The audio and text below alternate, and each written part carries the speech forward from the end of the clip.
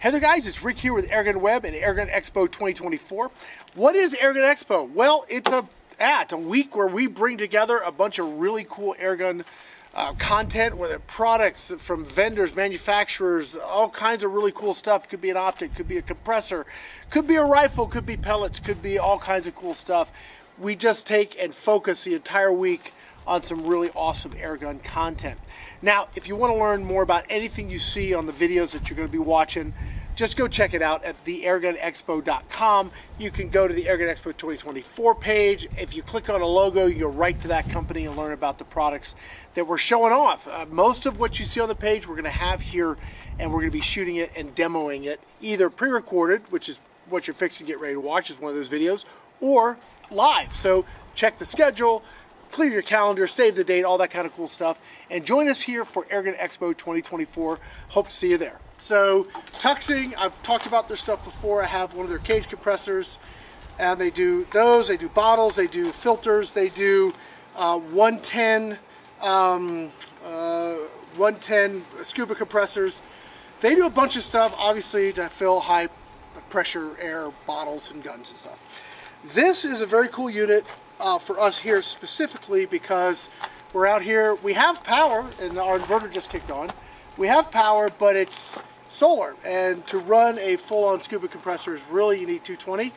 Like for a big one, the 110s are okay, but man, the inverter, forget about it. You need a beefy one. But really, if we're out here in this kind of environment, ideally, what's awesome is when you have a gas-powered scuba compressor.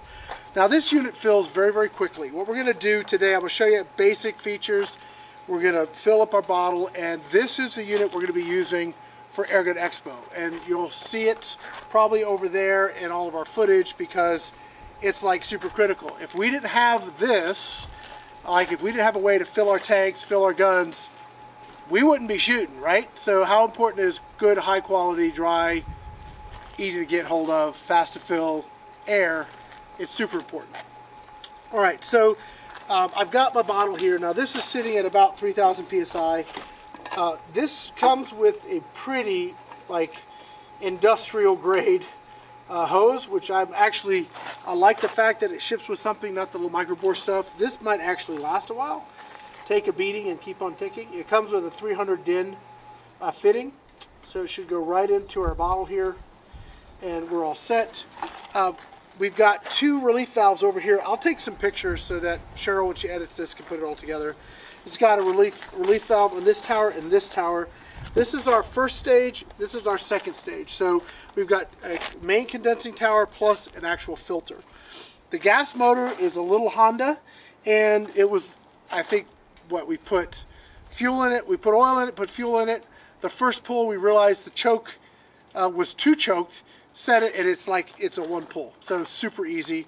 Obviously, you got to take care of your gas motor. If you leave gas in it, you gum up the carburetor. So my suggestion would be, if you have anything to do with small engines, you know, on this unit, you open up the relief valve so it's not building pressure anywhere, hit the throttle or hit the gas valve, let the gas run out of the carburetor. You're less likely to get a gummed up carb. So that's how, if you're going to like not use it for a while, you definitely want to do that. If you're using it every day, it doesn't matter.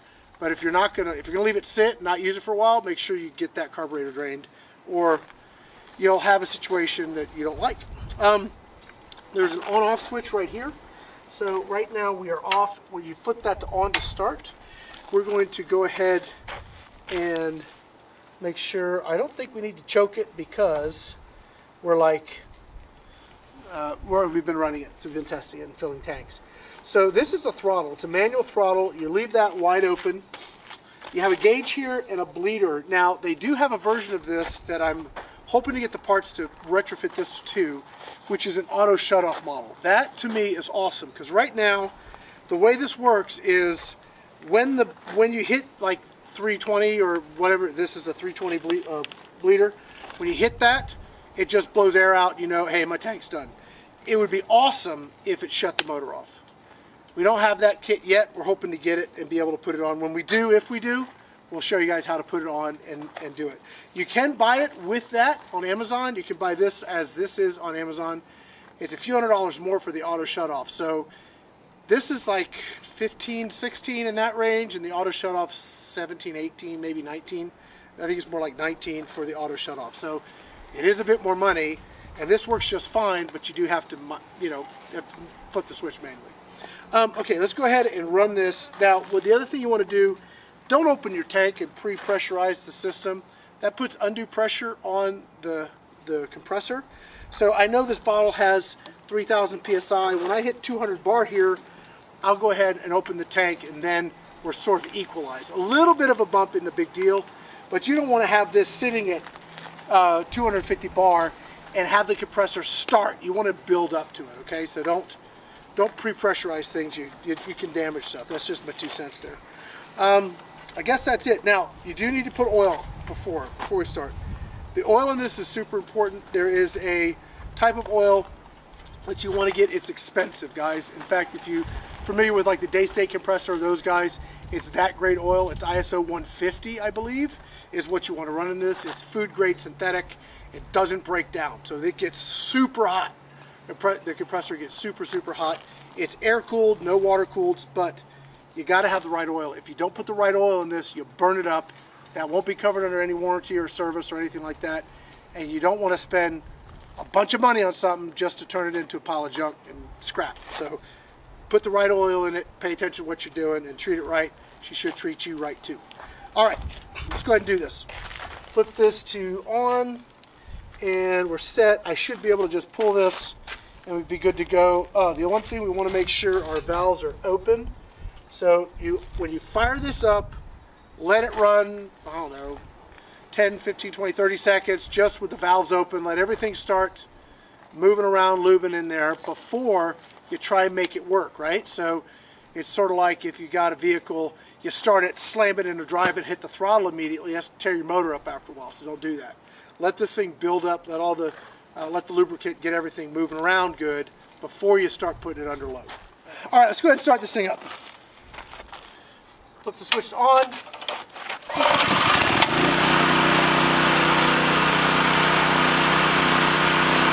And let it run.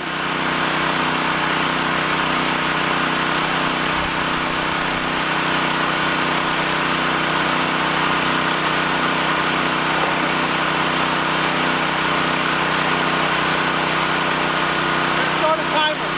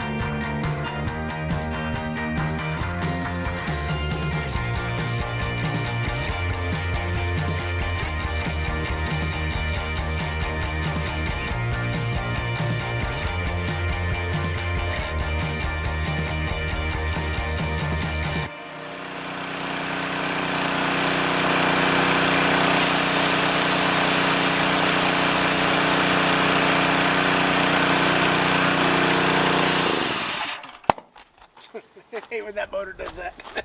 All right.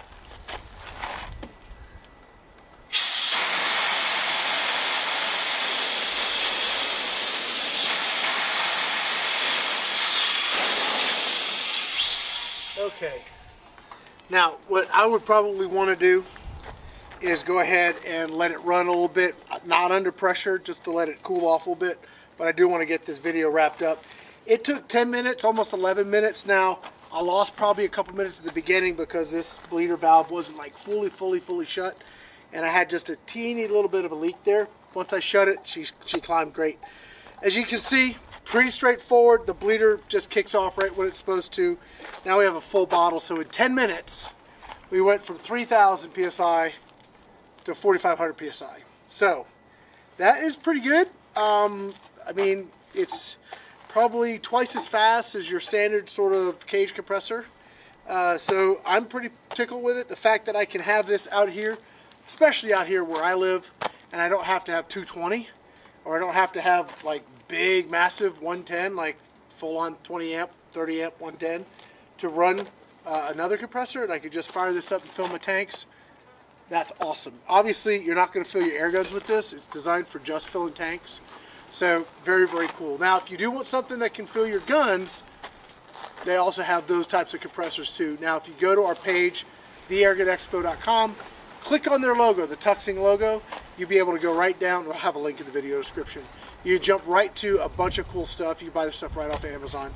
So that's the deal here. Hope you guys enjoyed the video.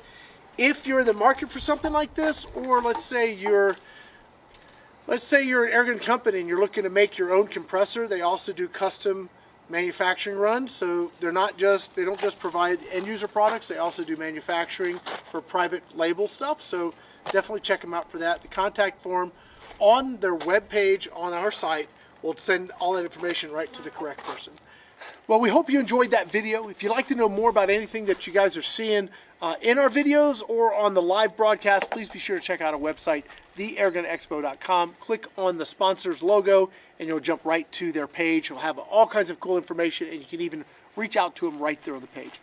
Guys, that's going to be it for now. My name's Rick with AirgunWeb. Thanks for watching.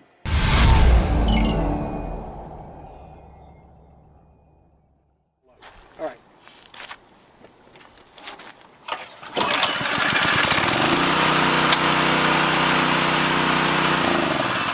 We're going to do that again.